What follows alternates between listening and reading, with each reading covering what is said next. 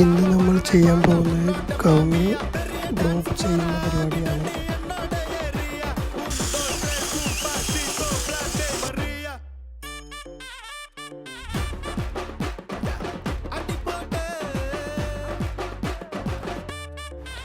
വാൾവിന് ആയിട്ട് ഹോളിടാൻ ഈ ടൂളാണ് ഉപയോഗിക്കാറ്.